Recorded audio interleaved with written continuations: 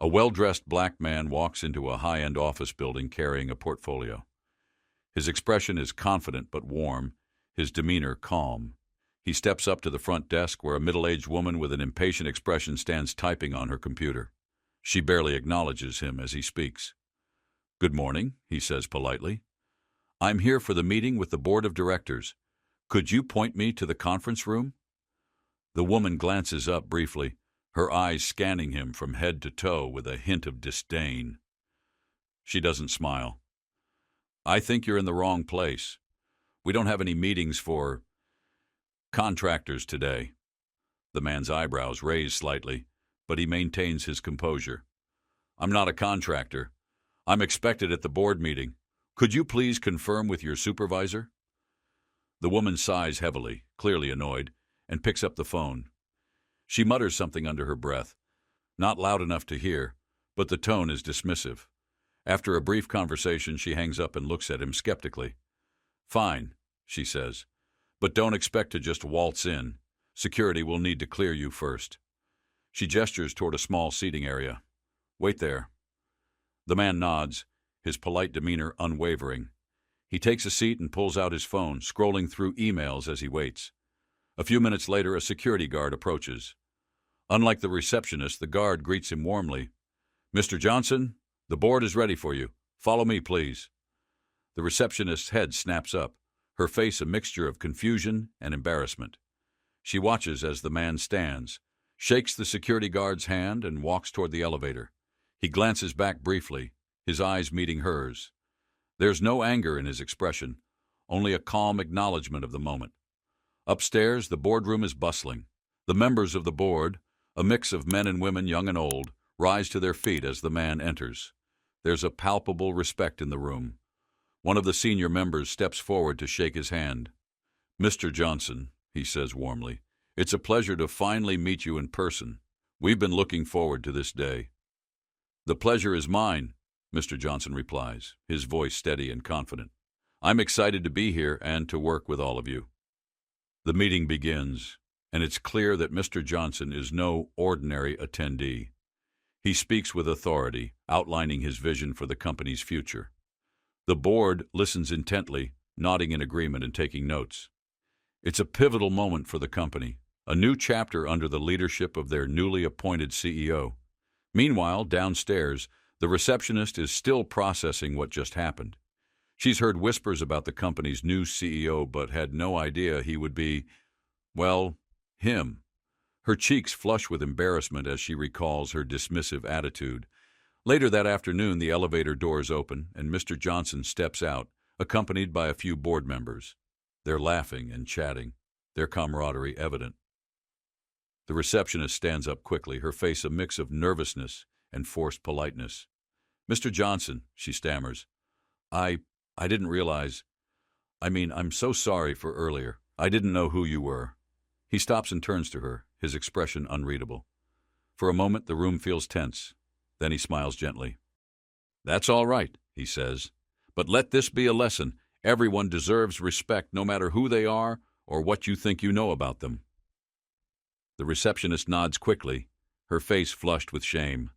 She mumbles an apology again as Mr. Johnson walks away. The following week, the receptionist receives an email from HR. It's a reminder about the company's policies on professionalism and inclusivity. Attached to the email is a mandatory training schedule, a direct initiative from the new CEO to ensure that every employee understands the importance of treating others with dignity and respect. As the days go by, the receptionist's attitude shifts noticeably. She greets everyone with a smile, her tone genuinely friendly. It's clear that the encounter with Mr. Johnson left a lasting impact on her.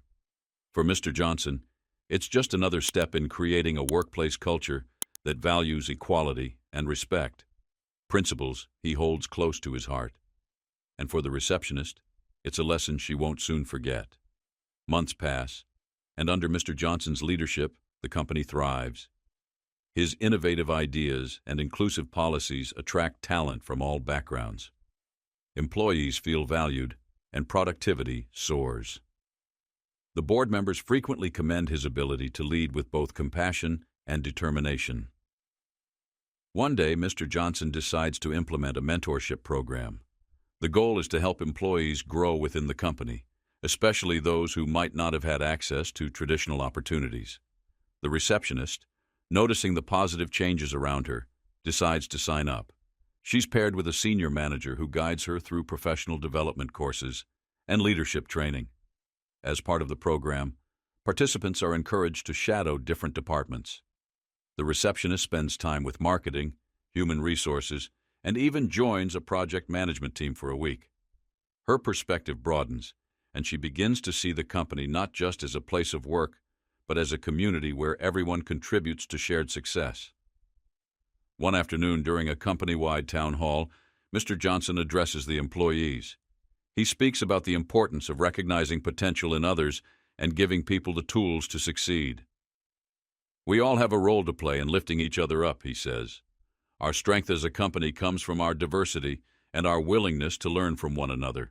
Never underestimate the impact you can have on someone's life by treating them with respect and kindness." The receptionist listens intently, her heart full of gratitude. She reflects on how far she's come since that fateful day. What began as a moment of embarrassment has turned into an opportunity for growth and self-improvement. She's no longer just the face at the front desk. She's a respected member of the team with aspirations of moving into management. By the end of the year, the receptionist's hard work and dedication are recognized. During a quarterly awards ceremony, she's presented with the company's Rising Star Award. As she walks up to accept the plaque, she sees Mr. Johnson in the audience, clapping proudly. Their eyes meet, and he gives her a nod of encouragement. In her acceptance speech, she says, "I've learned that no matter where you start, with the right mindset and support, you can achieve great things. I'm grateful to be part of a company that values growth and believes in its people." The applause is thunderous. It's a testament to the culture Mr. Johnson has cultivated and a reminder of the profound impact one person's actions can have on another's life. The receptionist's journey serves as an inspiration to everyone in the room, a living example of the power of respect, humility, and second chances. As time goes on, the company's culture continues to evolve under Mr. Johnson's leadership. Stories of employees helping one another and fostering a sense of community become common. The mentorship program grows, and other companies in the industry begin to take notice, reaching out for advice on implementing similar initiatives. The receptionist, now promoted to a junior manager role, often reflects on her journey. She's proud of how much she's grown and grateful for the opportunities she's been given. She makes it a point to mentor new employees herself, sharing her story as a way to inspire them to embrace change and strive for success. Years later, the company celebrates its anniversary with a grand event. Former and current employees gather to honor the legacy of the company and the people who've shaped it. During the event, Mr. Johnson gives a speech reflecting on the progress they've made together. "When we treat each other with dignity and respect," he says, "we create an environment where everyone can thrive. This company is proof that when we uplift one another, we all rise together."